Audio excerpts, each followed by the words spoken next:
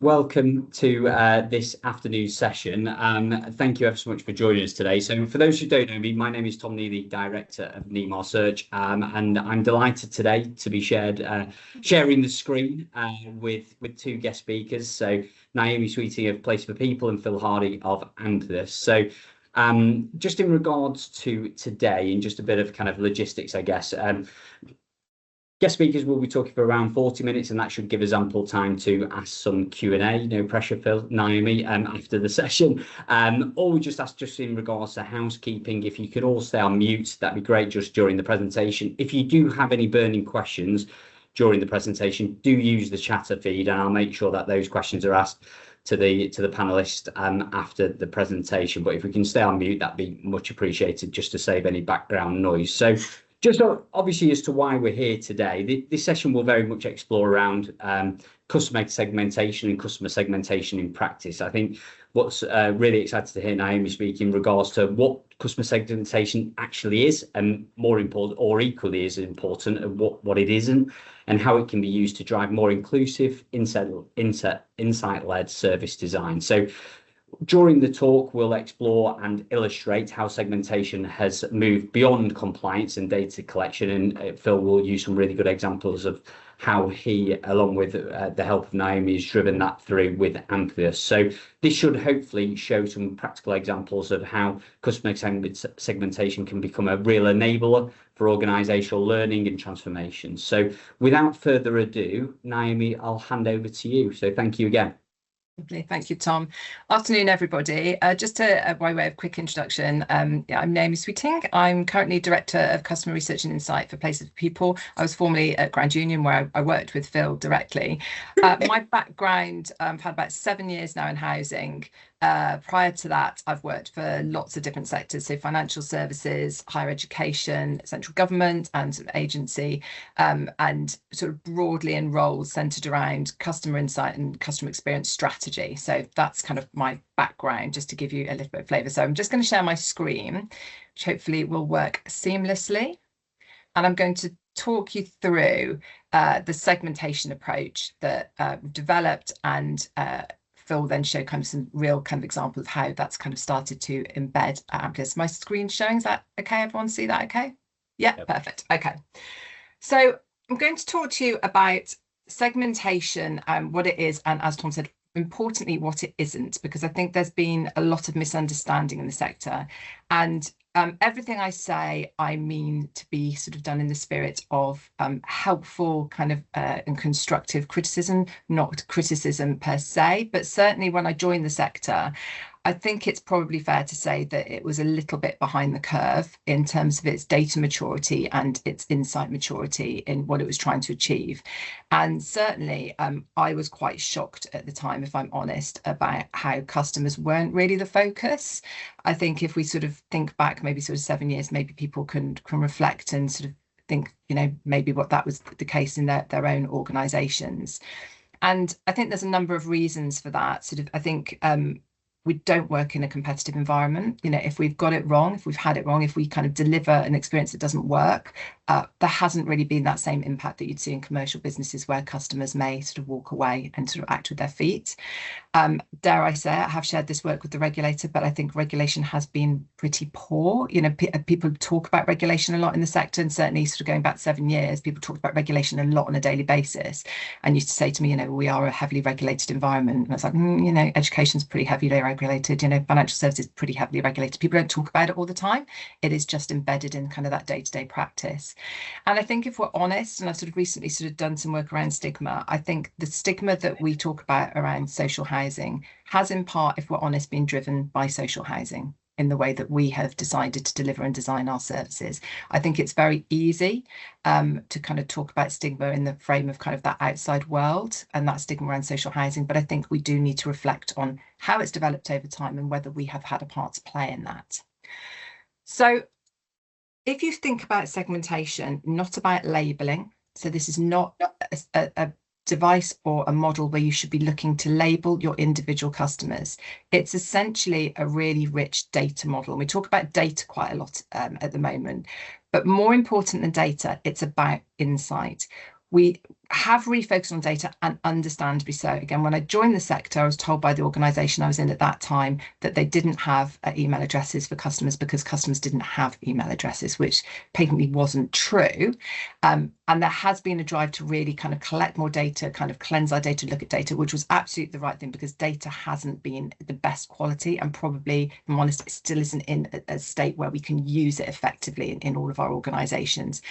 But you should really be focused on kind of developing your data architecture to collect and understand what you need in terms of driving your business. It's not just about collecting more and more data all the time, quite the opposite. We have too much data probably, but we probably don't have the right data to drive that information that we need. So this is where this kind of model kind of really started, thinking about what information do you need, what insight do you require to drive your business? And really then thinking about what you need it to do. So this is quite a detailed chart, but to make the point in a simple way, definitely sort of, I think we can all probably relate to that kind of left-hand side. What I think has happened in housing, and certainly when I sort of started sort of in this space, was this core business design process, if I'm honest, looks the same in every housing organisation I've seen. So we start with the kind of process. And actually, I used to say we started with the assets, and it was all around kind of asset management systems, housing management systems. But actually, I don't think that's even true, because if we actually knew stuff about our assets, I think that would be the case. But probably we're all in that situation where we still don't really know the component parts, or when things are due, or actually what's happening in that individual kind of asset space either. It's tended to be really process driven around those kind of key deliverable touch points in our organisations, and that's where it started. And then what we've seen really are binary policies created, where we either do or we don't do things for everybody, because that's been seen as fair and equitable. And then when we do sort of process kind of design, it's kind of done in quite a singular way through that singular touch point lens. We then see quite a lot of service failure. We then kind of redesign a process through an internal structure point of view often. Then we continue with that service failure, and we're kind of in that cycle. Then we've had this disconnected activity on the side, sort of around customer voice, customer experience, and ED&I, which in themselves have been disconnected. So what's existed in the space of customer voice has been that kind of customer involvement sort of piece often in housing, which has just focused on having a small number of involved customers, and that's been seen as customer voice. That is not customer voice, and that you're never going to kind of get insight, and you're never going to be able to drive your business if that's the only approach you take.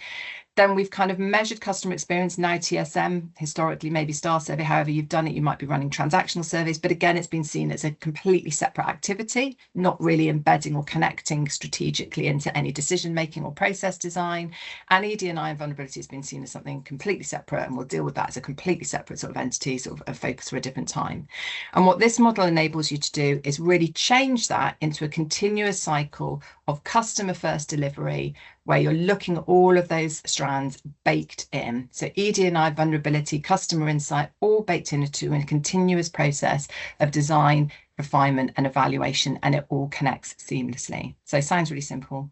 I know it's a bit harder than that, but that's kind of actually what the aim is to achieve. So where this work started was really considering actually who our customers are. And it seemed to me that we operate quite a lot in our sector in that behaviour space, and often blaming customers when things have gone wrong. They haven't given us access. Bad customer, kind of, they're not engaging with us. Bad customer. They've got a messy garden. Bad customer. Very sort of negative, and that's what I'm talking about in terms of that stigma position, rather than understanding really genuinely what the needs of those customers are, and have we actually designed our service and offer in consideration of those needs. And actually that will allow us to really address the symptoms and look at the cause, rather than always operating quite frequently in that kind of crisis space. And I think if we're honest, we do that quite a lot, and we spend a lot of time, we spend a lot of effort, we spend a lot of resource, we spend a lot of money operating in that space. So this quote kind of really sort of describes that. And this is Ashley Warner, who's actually an educational psychologist, sort of focusing on the special educational needs sort of space, but really impactful way of really thinking about our customers differently and questioning ourselves of whether we do really understand, because there's lots of perceptions. And I'm sure if we kind of went around this virtual room and I asked you direct questions about who you thought our customers are and who you thought your vulnerable customers are, we'd probably have some preconceived ideas, which probably through the evidence we've now created aren't true. So we have to have that evidence and real deep understanding to start sort of moving forward. Now, again, quite a detailed chart, but just to make the point that there are different types of segmentation. So again, when I started in the sector, I think there was a lot of discussion, but typically people weren't really talking about segmentation. They were talking about personas. People like to talk about personas quite a lot. Personas are the least important element of a segmentation, and they should in themselves anyway be data driven. And what I've seen sort of time and time again is organizations kind of embark on a segmentation activity or journey, and they've picked the wrong one, and then it's very easy, and I would agree with them. They've kind of gone, we've done segmentation, we've tried it, hasn't worked, doesn't work. And it's really important you take the right approach. There are different types. And what I've seen frequently happen is people opt for that kind of life stage or demographic segmentation, typically because it's quite easy, quite cheap, so you can do it using your external data. Often organizations have brought in a bit of mosaic data, or they like to kind of try and enhance that. And they're left with a model which tells them, you know, they've got a younger group of customers who live in a house, who've got a smartphone, who are more or less likely to do something. You know, it's like, so what? It's where kind of actually marketing strategy started eons ago. You know, if you've got a shampoo to sell and you want to know where to target that advertising to that target audience, they've got a place. They have no place in our sector, and they will not give you the information you need to drive service design and improvement. And then another piece of work I see sort of happen quite frequently is kind of that situational analysis, again, just focused on that internal data that you hold, and you might observe that a particular type of customer is more or less likely to be in arrears or raise a repair in a certain space. Again, it tells you what's happening. It's important to understand through that internal position, but that's not a segmentation. So really important, those things that kind of are not going to drive any improvement for you. Psychographic segmentation is really predicated on understanding not only what's happening, but why, and more importantly, how you need to do things differently to affect that change. And they're really stable in their approach because they focus on a whole person and essentially kind of what people are thinking, feeling, and behaving. And that doesn't really shift through those kind of demographic shifts and things happening in people's lives unless it's really significant. And this model goes beyond even basic psychographic models and really looks at understanding really quite a lot of granular level detail about daily lives, behaviours, how customers are feeling, how that is impacting on their behaviour and their capability, and really focusing on that lens of capability and needs. Looking at lots of different questions across all of these attributes in the pink on the right side of that slide. Just a bit of background to how it was developed. This is now sort of been going for sort of 7 years. It's been refined and validated over that time. It started with extensive qualitative research with customers in the sector, and then it's got a lot of kind of academic theory baked in around trauma-informed understanding, sort of that psychology around kind of needs-based analysis and health and wellbeing research as well. What we've ended up with is a survey which you can only deliver through a bespoke piece of primary research with your customers. It is not data you will hold in your systems. It is not data you will ever keep against individuals. There's lots of special category data in there, but what it creates in an aggregated sense is a model which then reflects a high statistical validity level who your customer base is. And so we've now delivered this, I think we're on our 17th or 18th organisation sort of to date. So we've kind of got really rich data, and we can see differences and we can see similarities across kind of our sector and our customer base, and more similarity than differences. Although having said that, we're just completing for one organisation where we're seeing some quite stark differences for very particular reasons. So just to share with you a little bit of data behind that and what that looks like. These are our segments at Places for People. They have been the same for all of the organisations we've done for to date, apart from one organisation who have 5 segments. And as I say, one organisation we're doing it for at the moment who've got 6 segments, but 2 of the segments are quite different and 2 of the segments are missing. And broadly speaking, customers run from the most capable and confident in deliver and flex through to the more in difficulty in struggling in assist and nurture, with everything in between. And you can see the proportion of your customers that fit into those spaces and lots of levels of detail and attributes within that. If you have any involved customer groups, which typically we do as housing organisations, we've now tested this with any organisation we've done this work for, through one of the things that comes out, segmentation and algorithm tool, kind of golden questions you can run, and every involved customer I've met to date fits into that flex segment, apart from a few in deliver. So you can see already, if that's the case, how you're not getting a representative customer voice into your organisation if that's your only mechanism and approach really for kind of getting that kind of delivery to make a difference. And broadly speaking, it doesn't matter. And what you'll see if you kind of have this for your own organisations, we do see organisations have different proportions within different segments, and they may kind of in themselves move over the time, and Phil can speak to this, what that looks like now in that new Amplus space, kind of having done it sort of through that legacy Longhurst group as well. But it doesn't matter because you're not labeling individuals. This is a strategic tool to enable you to design to all of the data and all of the attributes you see in this model in consideration if you have customers with all of these needs. And you can start to sort of actually track who's coming in, but it doesn't matter explicitly because actually you've designed in consideration, you've got those customers anyway. So that's quite sort of detailed to understand, but that's the way it works. So just a little bit of data sort of that sits behind this and what drives the segmentation. What we've seen for every organisation in the sector is it's a whole set of questions around understanding conditions that are affecting daily life that are driving this segmentation model. And actually, we were just discussing before this call, we ran the similar segmentation for colleagues at Grand Union, and it wasn't that same data that was driving sort of that model in a colleague position. So quite interesting. But for places for people, what that looks like, we now know that 76% of our customers have at least one condition that affects them on a daily basis. And that looks really scary. And we know if that's 76, there's 44% of them have 3 or more conditions. So the devil, as always, is in the detail. The lowest I've seen to date is 68%. The highest I've seen is 86%. So we do see differences for different organisations based around the different attributes and data points we see in the model. We have granular level information sort of that you can actually see. So if you want to know the proportion of your customers who have rheumatoid arthritis, for example, you can see that in the data. But you don't need to sort of look at it in that way because it's actually not about specific diagnosis, it's about the needs that sit behind that. And that's why it's really dangerous to go down the route of trying to label customers, because then people make assumptions about what that customer needs, and invariably they get it wrong, because we all think we're experts on kind of specific conditions and we're not, and it'll be different for different customers. So for ease of analysis and reporting, we put into these 3 broad buckets, which are centered around physical conditions, mental health conditions, and cognitive conditions. And even in that mental health conditions, I think that's a really good example. I see time and time again in CRM and housing management systems, loads of verbatim comments about customers that just say they've got mental health issues. They've got a vulnerability. What does that mean? It doesn't give you any understanding about what individuals need. So you need to move to that needs position, and in how you kind of utilize this model and how you kind of then develop kind of which it kind of enables you to do. It's about capturing needs rather than conditions. And that's why if any of you kind of are embarking on a process at the moment of going out to your customers and trying to get protected characteristics labelled, firstly, you should be aware that that goes absolutely against GDPR. You'll also never get a complete set because at best you'll get 10% completion rate. So for 90% of your customers, you won't know.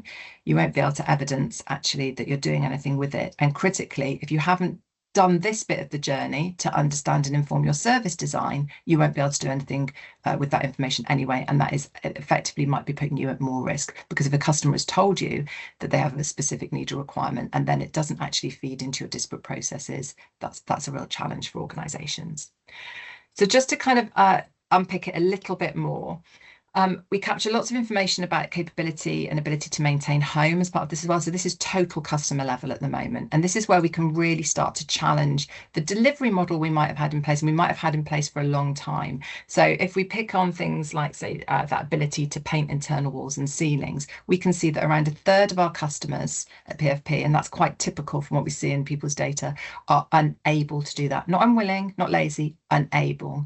And we all have a public sector duty under the Equality Act to ensure that our services and our offer reflect the needs and meet the needs of any customer who may have protected characteristics in our customer base. And we can see right there, if we're honest, I think there's a legitimate challenge under equality legislation from some customers if we're giving them a voucher for a paint pack at Void.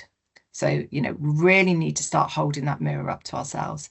Equally, we can see around 1/3 of our customers don't feel able to maintain their outdoor space or garden. And we know that we're probably all spending a lot of money dealing with complaints and ASB issues in that space, and potentially blaming the customers as well. We all have an issue with damp and mold. So that figure might look quite scary at 29%. I've seen it as high as 40%. I've only seen it as low as 23%. Obviously, with AWAB's law coming in, we all know we've got a problem. But as I always say, we shouldn't be dependent and reliant and waiting for things like AWAB's law to make a difference. I think when, again, holding that mirror up to ourselves, I know that 7 years ago, I spoke to housing officers at the time who were telling me that for actually decades they'd been going out to customers' homes who'd complained about damp and mold and taking batteries out of damp monitors and holding it against the wall and showing the customer and saying, see, there's no damp and mold to be seen here. And again, certainly when I joined the sector, every contact centre that I observed were being informed and trained to tell customers if they phoned about damp and mold to tell them it was a lifestyle issue. So we do have to kind of hold our hands up and kind of recognise that we may have created some of the situation we now find ourselves in. So we all have to kind of really kind of have that honest conversation with ourselves, because unless we're honest, unless we're transparent, you're never going to create the change.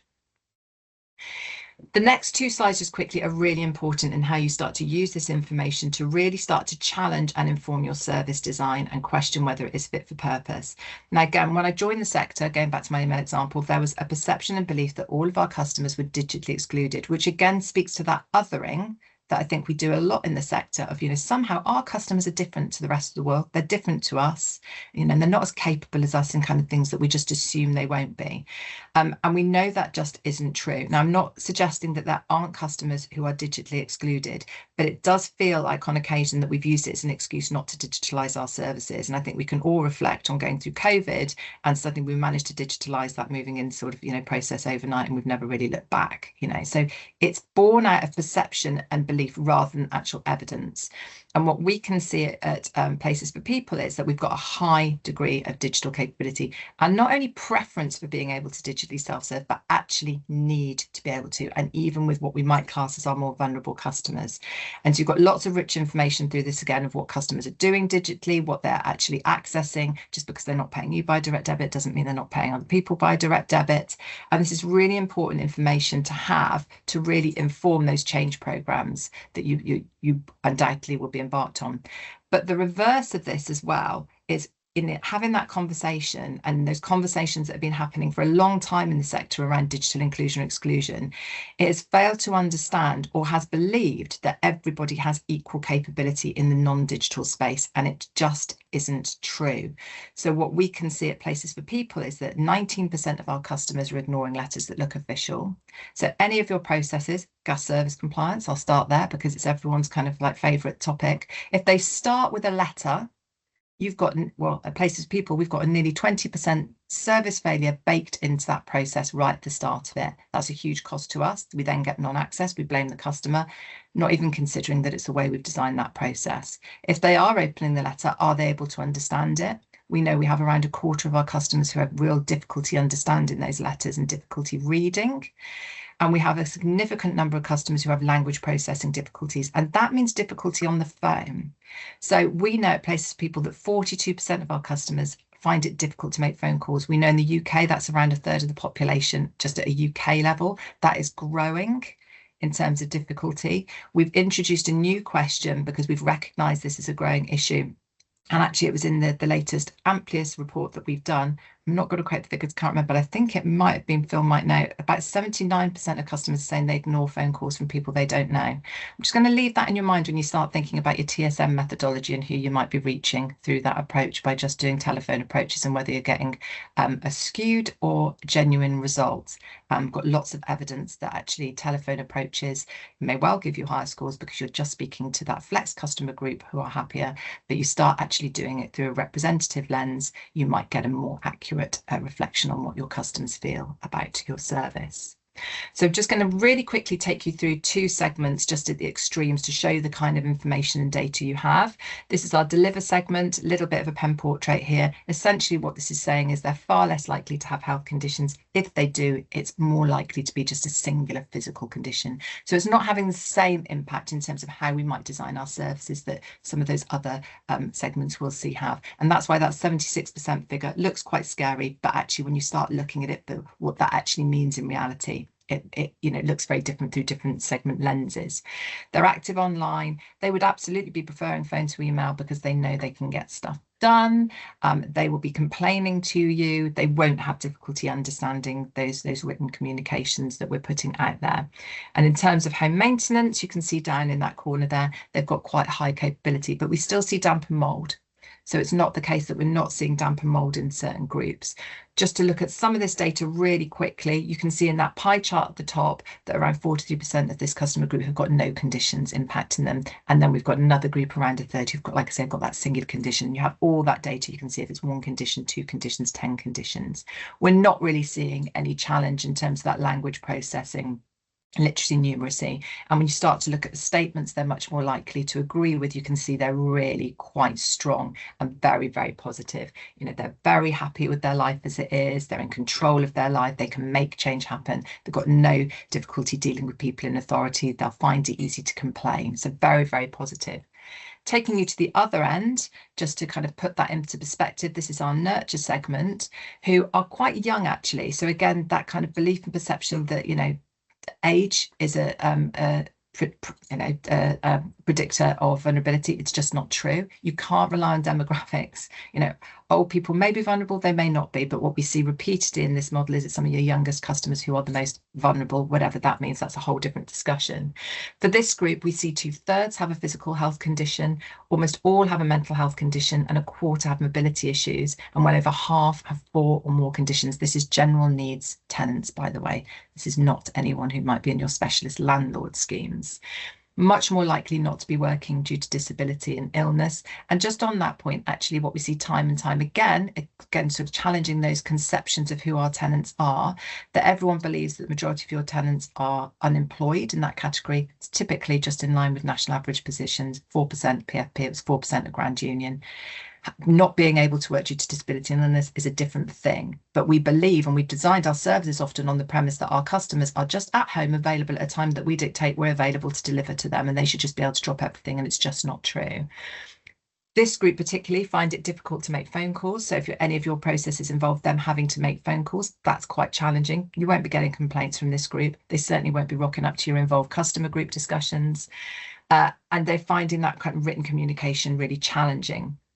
In terms of their difficulty to maintain home, there you can see at the bottom, it's really quite compromised. And so it is completely legitimate to be doing different things for different customers based on need. And I know that everyone will be kind of thinking, but we can't afford to, and we can't afford to this. It's just like we are hemorrhaging money, every organisation, through service failure. And until anybody can genuinely put their hand in there and tell me what their cost is of any particular service failure against any touch point, then you can't really genuinely have that conversation. Because again, we don't really measure things effectively enough in the sector. We report against benchmarks, averages. We count quite a lot. We don't necessarily measure effectively. So there is money there that we can repurpose and spend differently. And if we spend money in certain places, we then don't have to spend it over there. So this is the kind of how this starts to inform this, and there's evidence to that effect. For this group, you can see though there's a higher level of damp and mold, and that's the reality. This group are far less likely to tell you. And if any of you are still operating processes where actually if a customer does manage to contact you, you have that rent first conversation, this group are much more likely to be in arrears. And if you're relying on that, you will never pick up those issues of damp and mold. You have to be able to actually distinguish and separate kind of issues that your customers may be having. You can see here in terms of that pie chart, very, very different. We've now got a quarter of this group who've got conditions in multiple categories, and they're much more likely to have, 2, 3, 4, 5 conditions, as I say, and high levels of literacy challenge, numeracy challenge, language processing difficulties. And when you look at those statements, they are very, very different from where we started with deliver. They're feeling anxious most of the time. They're feeling overwhelmed. You won't get complaints, and they're finding it a real challenge. That is reflected then in TSM, and once you have this model, you can actually design your delivery of TSM, and you can start to assess your customer experience through those different lenses. And again, just to make that point really quickly, if you're only surveying those deliver and flex customers, which are those top 2 bars, you'll get a very, very different view of the world and a very different score, because actually experience looks very different through capability and needs lens. And if you're not capturing that, you're not then going to be able to do anything meaningful to affect long-term positive change. And if you have this model, you can start to look at your TSM and kind of go, what is it about the way we've designed our repair service, for example, that isn't working for this group? And that's where you're going to get that improvement. And remembering all the time, if we think about this as an inclusive service design model, your customers are expecting a seamless kind of consistency across channels. And if we're honest, that's just not the way we operate in the sector at the moment. And the next slide, I've only got 2 more, I promise. The next slide shows that actually, if you're genuinely looking to improve customer sort of service, customer experience, the first question to ask yourself is, what is your target operating model? What is your end state service design vision in a consistent sense? And has it considered that through the lens of all these differences that you need to know about to be able to inform that? Because at the moment, everyone's eyes might be hurting. This is deliberately messy, this slide. This is essentially what your customer journeys aren't isolated to individual touch points, but that's how we design our services at the moment, because that's how we're structured, right? So we kind of go to the repair service and we kind of go, what does the repair service look like? What process are we running? What does our gas service compliance process look like? What does our tenancy startup process look like? What does the repairs look like then when we've got subcontractors and we're asking them to go all over the place? And this is a fair reflection probably for your organisation too, currently at PFP, what the customer journey in its entirety looks like. Multiple different channels, which are different for different touch points, being hit in different ways and expected to navigate this landscape in an inconsistent way. And equally, the people responsible for delivering those processes in that vertical silo aren't looking left and right to know actually if something's happening over there. So to pick on that gas service compliance, really good one really to pick on. The computer typically triggers the fact that Mrs. Miggins is due her service inspection and a letter is sent, and then we don't get access. And it's like, oh, bad customer, throw it over to the tenancy enforcement team. No one's considered whether actually that customer's had another 65 communications from different areas of a business that week. It's a whole different conversation how we don't view communications as a professional capability and skill set typically in our organisations. And comms, by the way, is everything that you're sending out in terms of any process. It is not about what might be sent out from a corporate perspective. And then what this model enables you to do is look at that through the lens of these different segments and consider what daily life is looking like and how actually the way we've designed those processes might be particularly impacting negatively and why it's not working, again, from that customer viewpoint.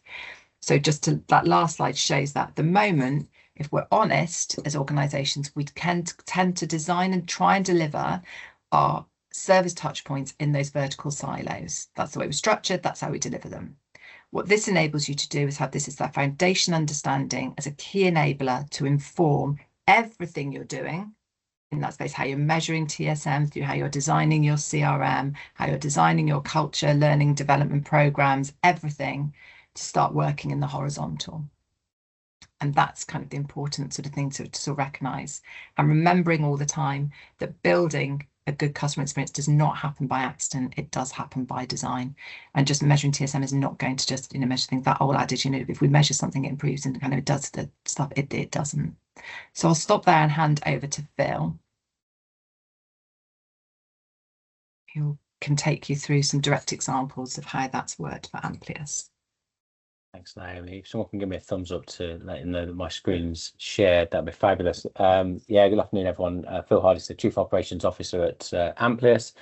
For those of you that don't know Amplus, we're just coming up to a year old, so almost in the toddler state of a housing association, following the formation of merger of Longhurst Group and Grand Union Housing Group. So yeah, that's who we are. And just want to take you through some practical stuff. If you've not seen Naomi speak before, your brain will be fizzing with questions at this point. But before I let you loose on her, in order to answer those, I just want to take you through some of the impact that we're seeing across 4 areas, really. So I want to talk a bit about our target operating model and how we've used insight to influence that. Talk about partnerships, want to talk about communications, and talk about service design and decisions. Not surprisingly, some of the themes that Naomi's drawn out from her presentation will be similar in mine, not least because that's the impactful nature of some of this work that we've done. So if I start at organisational design level, you can see it. You come into Amplus, you see it Amplus, insight really informing that target operating model. In fact, informed by insight is one of our design principles that we agreed with our board at the start of the merger process when we started to talk about how we wanted to be as an organisation and how we were going to achieve that to ensure we'd got that North Star vision for Amplus.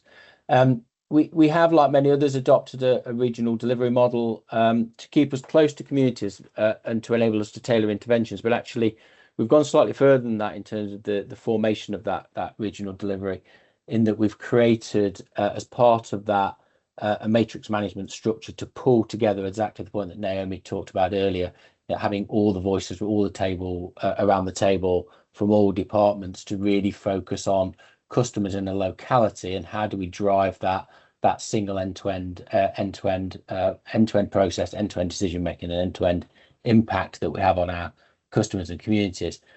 And enabling all of this is how we organize our capabilities. So organizing them in a tiered way to maximize efficiency, but also respond to customers' needs. And Naomi talked earlier about the digital shift. So 40% of our customers have difficulty making phone calls. That increases to 60%, as you see there, for customers who are in Assist and Reassure, who make up nearly 30% of our customer base. If you add into that the ones at the right hand side, the most in need and difficulty nurture, and then layer on top of that our more capable segments. So this is not just about vulnerable segments, this is about more capable segments as well. Deliver and boost, require a service that's efficient and at a time that suits them, not us. It starts to become a really compelling case to do digital rather than a compelling case not to do digital. And that works both ways. So if you then think about how customers engage with us and access our services, but if we also think about how we engage with customers in the other way, Grand Union, taking our historical TSM data and building on the point that Naomi made earlier, when we did the analysis of our segment channel analysis of our TSMs, gives us such a wild variation. So we're 8 out of 10 customers telling them they were satisfied if we only used the phone, because we were only talking to some customers. 6 out of 10 with a channel blend that matched our segment need. We're organisationally going to be making very, very different decisions around priorities, service design and operating model if 8 out of 10 customers think our service is any good compared to 6 out of 10 of our customers being any good. So the importance of that insight at a headline level in terms of organizational design is really important. There's a financial benefit for this as well. The upside of tier 3, these are our more specialist, more expensive resource, used significantly more effectively if you're targeting them at the right people. So when Naomi talked about where we are wasting, we waste money by over servicing those customers that don't need stuff from us. Partnerships are important. We can't do any of the stuff that we do as a housing sector on our own, as shown by Naomi. Very similar Amplus data. 76% of customers living in an Amplus home are living with one or more condition that affects them on a daily basis. 45% 3 or more. Health is a key determinant of need, and it affects customers. But we went further than the data and the analysis that Naomi and team did for us. When we did this, we looked at some lifestyle questions, including smoking and weight management. So 22% of Amplus customers smoke. That's 36% in our more vulnerable segments. 29% of customers are concerned that their weight is damaging their health. And really importantly, a significant proportion talked about the impact that had on their ability to manage their life in a comfortable way, their happiness, their social relationships, their other interactions. But it also, most of them, or a large chunk of them, were telling us that they wanted to do something about it but didn't know where to start. So hence the development of our partnership work that we've done with BPHA, with Peabody and local health, public health, to really focus on health and housing partnerships, so we can see this as a whole system approach to supporting customers. I could do a whole session on health and housing partnerships. Tom, you might get us back to do that with a colleague Liz. But if you do want to know more about the health and housing stuff, CIH have been really great in publishing a load of resources that we've created as part of the partnership, including some really targeted work around asthma, damp and mold, to create a single system pathway for asthma, damp and respiratory difficulties for people living in social housing, and how we can deal with that. We've now extended that partnership. So back to that point around weight management, activity being a great way for people to deal with weight management. We've extended that partnership now to make it a 3-way, so health, housing and Sport England. And we've attracted just over £200,000 worth of funding from Sport England to focus on increased physical activity and improved health inequalities. So there's a real upside to doing this stuff. There's money out there in various different pots that is the benefit of our customers. If you've got the right insight and right information to be able to go and make the cases to access it. Now we talked earlier about communications. So for Amplus, 22% have difficulty understanding letters, 14% ignore letters that look official, including half of those in nurture. So I think for us a real mirror moment is that challenging ourselves about the channel. But we recognise that written communication is necessary in some circumstances. So what we do as part of the work that we've been doing is we use a digital platform that we can do post segmentation, which has the segments embedded in it to test key communications. So an example of this, I was absolutely horrified that only half of our most vulnerable segments understood the initial draft of our damp and mold policy. So we published a policy that only half of the people in a certain segment could understand. How do we expect customers to understand how do we expect them to follow something if they don't understand it? And then I think the point that Naomi says, we then blame customers for failing to comply. We just have to be better. We just have to be better. And that's a culture thing, not just a data thing, but it is informed by that insight.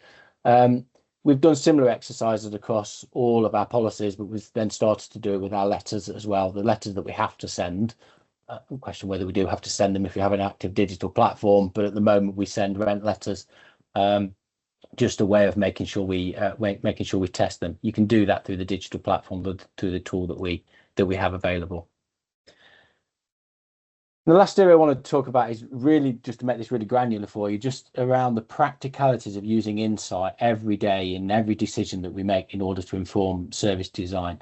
So the first one that Naomi talked about was a real moment for us, which was that bit around customers being able to maintain outdoor space and decorate. So a third of the customers couldn't do that, yet we were issuing deck packs, and our reason for not issuing deck packs or decorating some homes was we just, well, that's not fair if we do one and not the other. It's absolutely fair if you do one and not the other, if the need is there to be able to do it. Have the courage of the conviction to make that decisions and empower the staff to make them, because we've got insight and evidence that supports those decisions.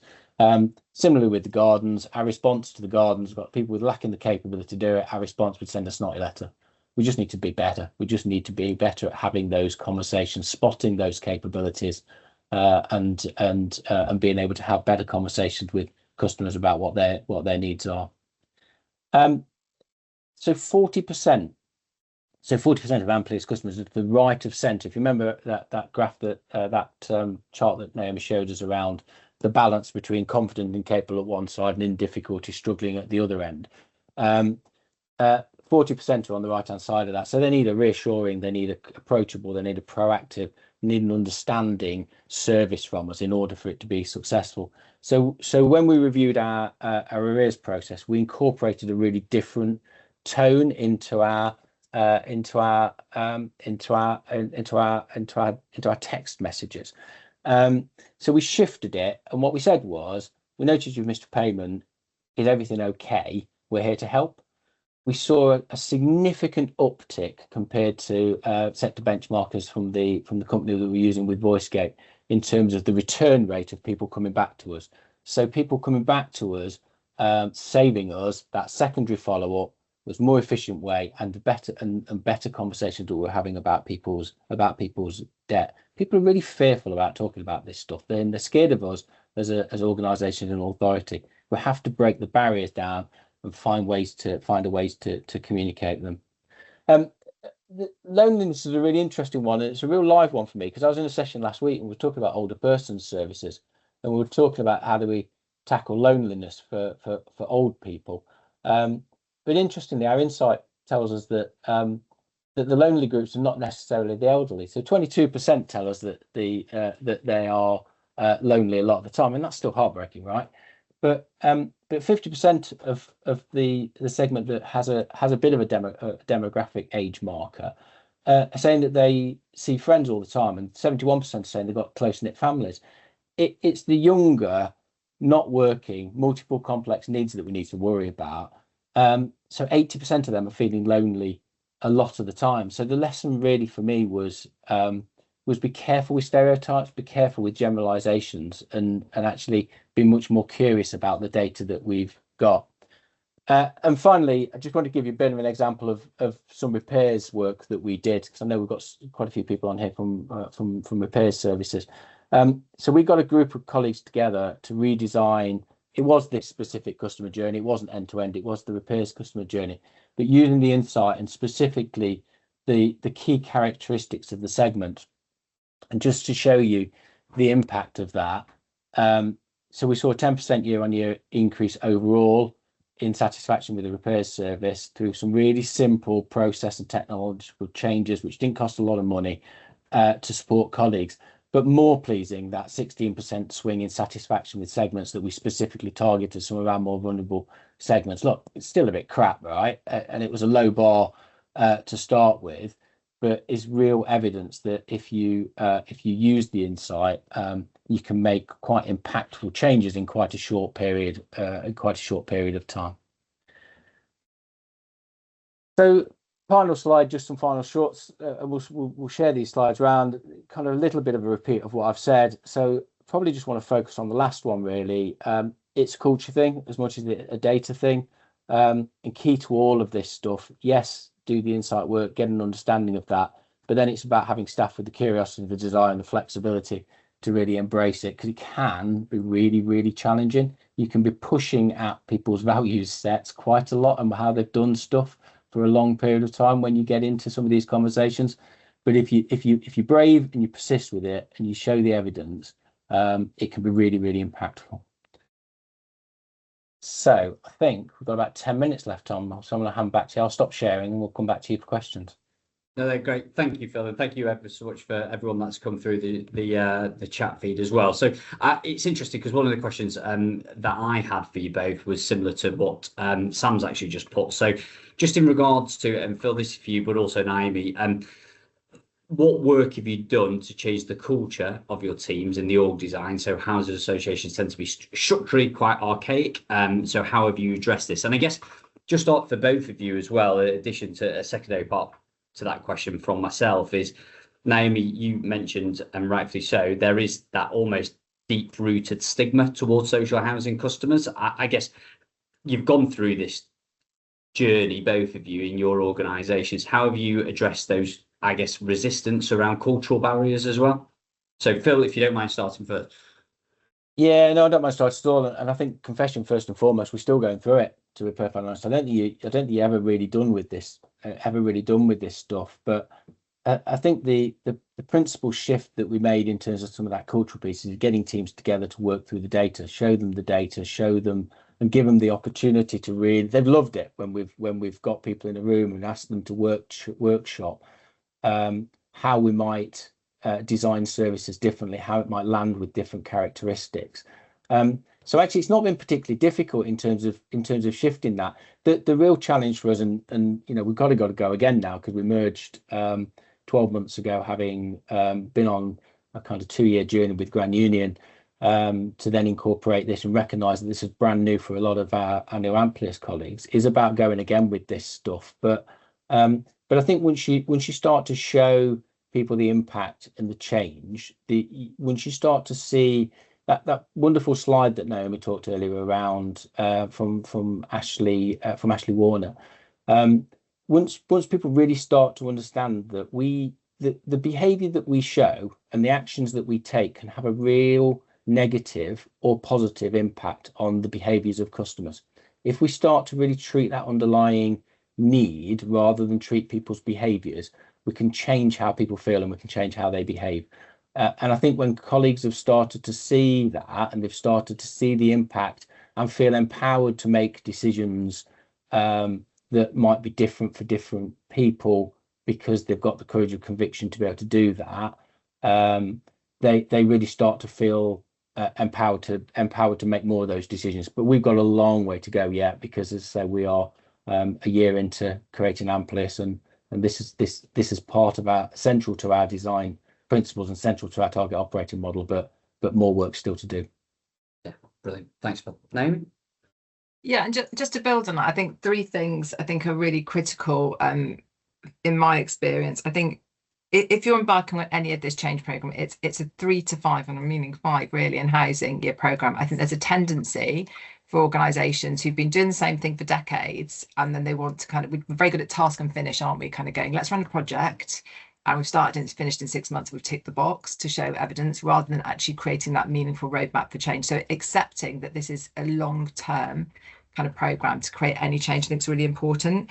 I think sometimes it is actually about breaking what's always been to create that culture improvement. So actually we did that at Grand Union. We created a new empty homes team because we recognised actually one of the critical things was we had this voids team, and then we had a tenancy startup team, and there was a massive gap in delivery and ownership and accountability, and from a customer perspective in that middle space, which was creating all the issues. So actually breaking that, which you know is uncomfortable sometimes, because kind of historically we've had the property kind of directorate, haven't we, managing that team, or we've had a customer directorate managing that, but sometimes you physically have to break that to create that cultural change, I think.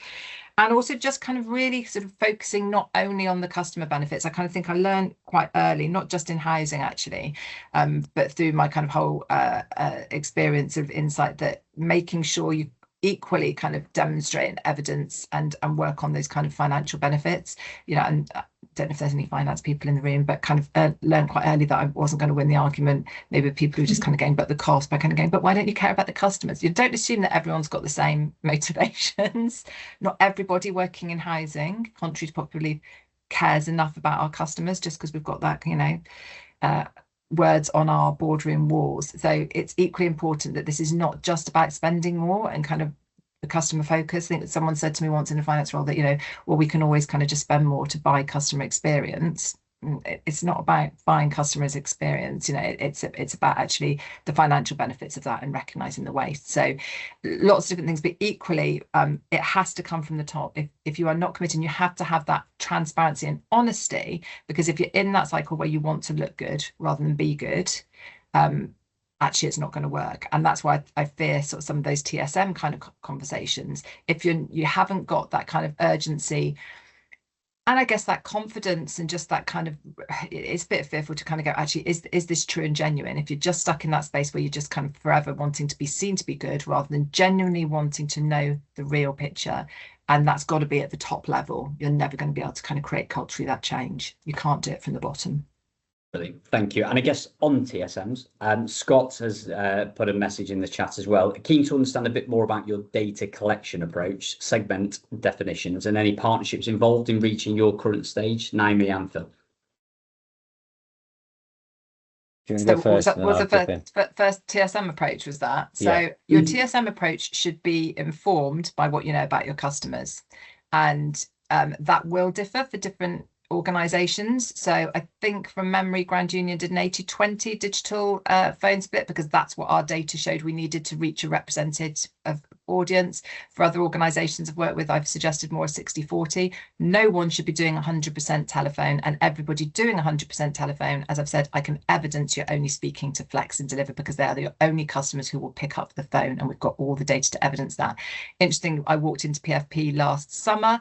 They'd already designed their TSM program, and it was 90% telephone, and they didn't speak to anybody in Boost. They didn't speak to anybody in Reassure. They didn't speak to anybody in Nurture. They didn't speak to anyone who says it's just a reflection on Flex and Deliver. And that will be the same for all of you.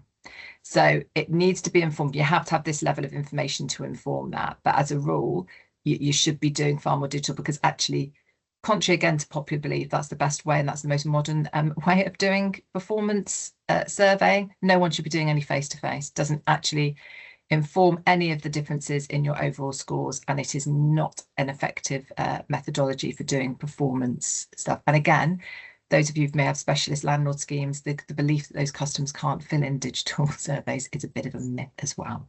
So that's the TSM question, I think. And then just, I guess, just because I'm conscious of time, the addition to that, what Scott's put is, have you, just in regards to the journey that you've both been on, have you noticed any changes in the complaint space? So has satisfaction levels increased during the work that you've done? Yeah, I think complaints is a really interesting one, isn't it? Because I think Naomi talked earlier about regulation. I think the Ombudsman has driven us down a very transactional space with complaints. I think we're so focused on doing things in time sometimes that we sometimes miss, we kind of end up hitting the target, missing the point. with regards to satisfaction. But yes, we've certainly seen a shift in complaints, with people being much more willing to understand the root cause behind the complaint in a genuine sense, not just a root cause of what's gone wrong, but a root cause of understanding what's needed in order to correct it. And that's not, we need to fix the tap, of course we do, but it's also about understanding the customer that we're dealing with. Now, some of that comes from specific vulnerability, and some of that will come from the situational vulnerability that person finds themselves in, and we needed to have tailored the service accordingly for that. Some of it will just come from officers being better at those identifiable behaviours, understanding what's going on behind the behaviours of the individual, the anxiety, the depression, the nervousness, the caution, and being able to adapt the service to be able to do that. So what we've seen is actually a reduction of those service failures as a consequence. But yeah, we've also seen a bit of an uptick on our complaints resolution.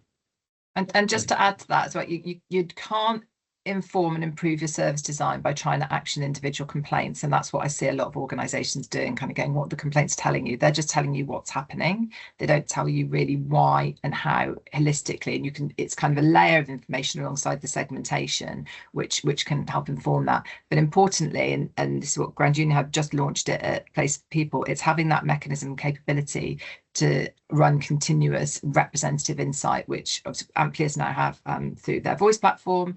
When I was at Alliance Homes, they have still through their Hive platform, and just launched the listening room at Place for People. And that's really important. You can do segment level analysis, continuous research, because any complaint you're having, you're probably going to have lots of other people who aren't complaining, and you can start to test and shape and inform that service design. So it's a whole kind of process to use this to be able to do that. So I hope that kind of answers the question a little bit. Yeah, brilliant. Thank you, Naomi. I'm conscious it's 1 o'clock, so apologies that we've not been able to get to all the questions. As Phil rightly said, the questions will be fizzing, I've no doubt, after both of your presentations. So thank you so much, Phil and Naomi. It's been a brilliant presentations and really insightful on everything customer segmentation. So a huge thank you. Obviously, if you are interested in having a chat with Naomi or Phil on any of these topics, please do reach out to me. I'm sure we're happy to make the introduction and also share the slides post this session. So on behalf of everyone, a huge thanks, Naomi and Phil. Really appreciate your time. Thanks everybody. Thanks, Tom. Thanks, everyone. Bye-bye.